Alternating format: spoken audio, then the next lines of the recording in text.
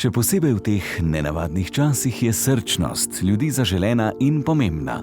Da še obstaja ljubezen, dokazuje skrivnostna gospa, ki se je odločila, da ponudi pomoči potrebnim in podari svoj avto.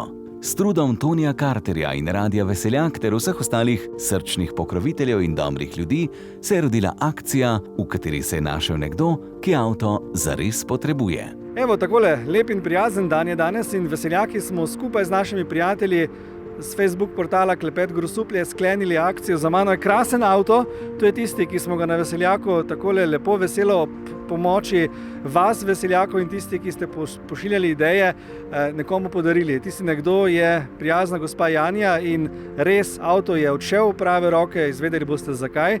Je pa tudi tako, da sama dejanja govorijo zase. To pomeni, dobrota se z dobrim vrača. In več o tem bomo izvedeli, ko povprašamo tiste, ki so pri akciji sodelovali, zakaj so tukaj in kdo je tista, ki je dobila tale lep avto.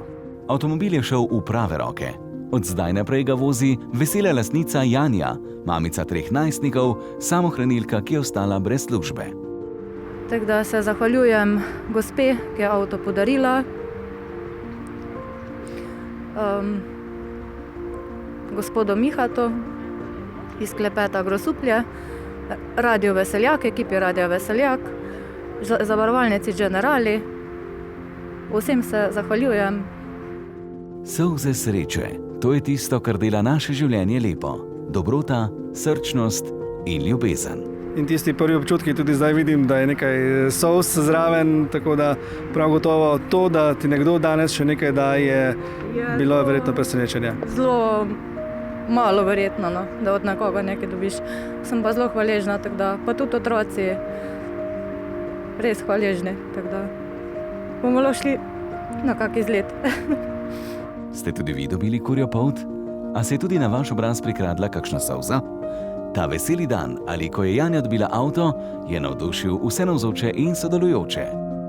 Veseli nas, da smo se lahko priključili dobrodelni akciji s strani zavarovalnice. Z veseljem smo pristopili k celotni zadevi in tudi pokrili strošek zavarovanja z dodatnimi kritji, tako da verjamem, da je to ena zelo lepa poteza tudi s strani zavarovalnice, da zna prisluhniti celotni zgodbi in pomagati sočloveku, ko jo dejansko pomoč rabi. Mene je kontaktirala pač ena gospa, da bi želela podariti avto, in sem pač šel preveriti zadevo, z avtom vse štimal, in ker se ne zgodi vsak dan, da človek podari avto, sem se odločil angažirati, bom rekel, malo širši spekter, pralnico in vse ostalo, tudi vas, in bom rekel, da na koncu je danes ratala ena lepa zgodba.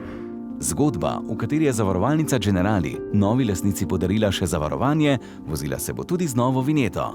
Hvala. V avtopralnici Kastelec, ki je avto noter zunaj prala, avto servisu AFS iz Rudnika, so zadevo poservisirali oziroma pregledali, zavarovalnici Generali in pa vsem ostalim ljudem, ki so poskrbeli tudi, da se bo gospa z vinjeto lahko vozila naprej. Srečno vožnjo, gospa Janja, in še veliko lepih mobilnih trenutkov z družino. In ko se nam že zazdi, da je srčnost šla popolnoma po gobe, se zgodi nekaj lepega. Nekaj takšnega, kar nam nariše nasmeh na obraz in nam da novo upanje, da čudeži še vedno obstajajo.